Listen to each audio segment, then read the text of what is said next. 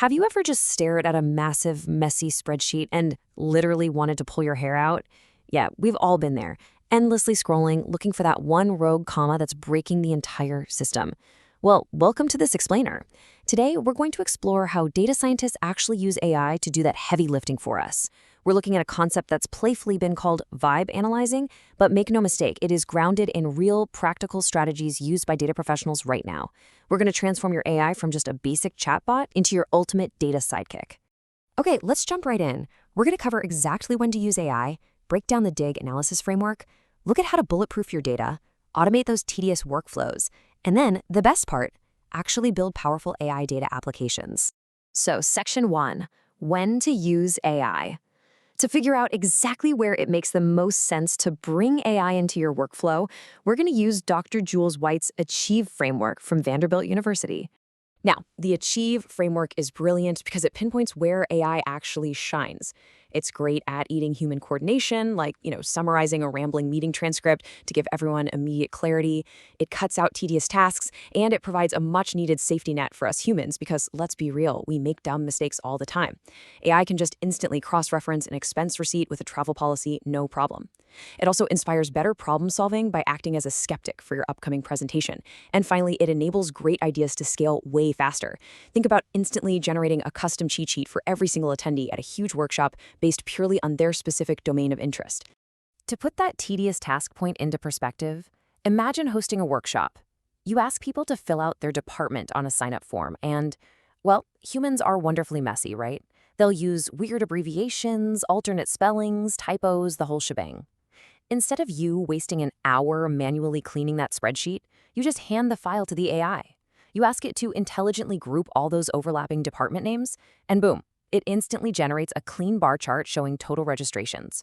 What used to take an hour of manual labor now takes seconds. All right, Section 2, the DIG analysis framework. So that was the when, but now let's transition to the how. If you want to know how data scientists actually use this stuff, you need to know DIG. It's basically exploratory data analysis, but purpose-built for an AI environment. DIG stands for Describe, Introspection, and Goal Setting. And guys, these are absolute non-negotiables.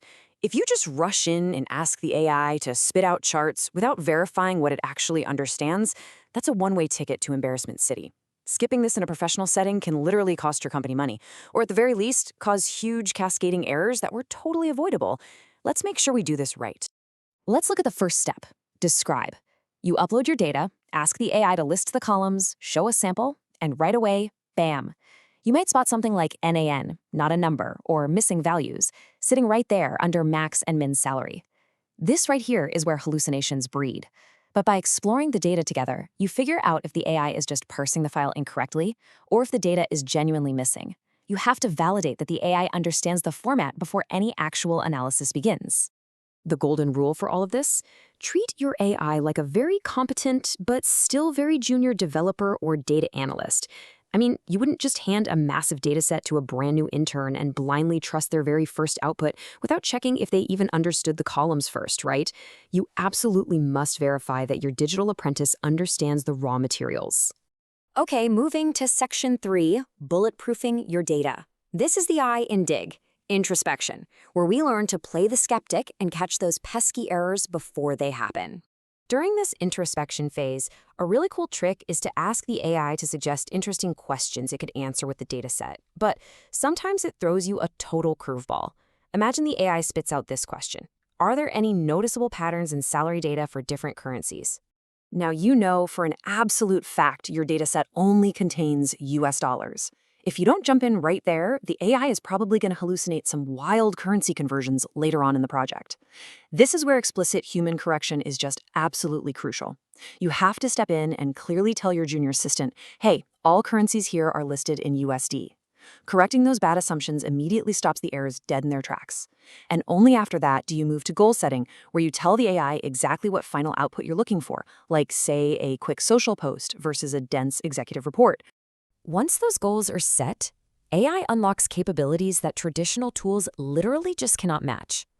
In SQL or Excel, you're boxed in by rigid logic. You are stuck searching for a location equals Chicago. But with AI's semantic search, You can ask for a job paying 50K to 80K on the East Coast working with wood. Even if there is zero specific columns for East Coast or materials used, the AI just gets it. It intuitively filters and understands the concepts behind the text. It is a total game changer.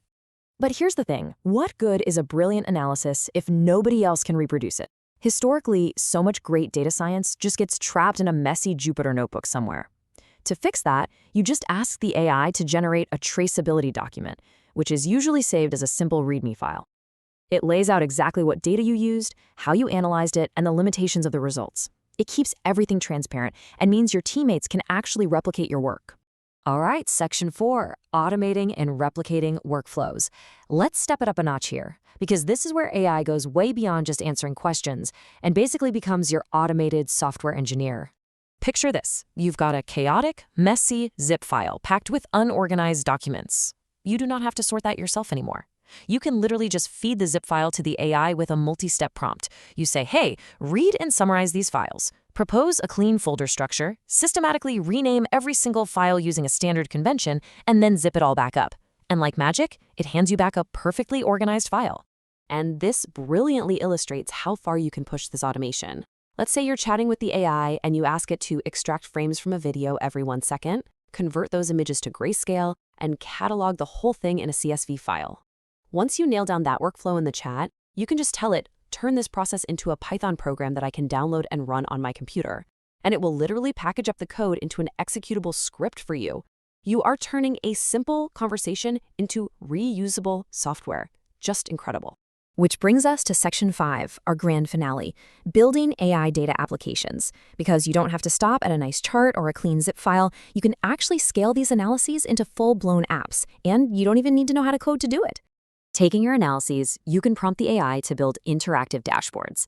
And side note, models like Claude are doing a fantastic job at generating dashboard code with barely any hallucinations right now.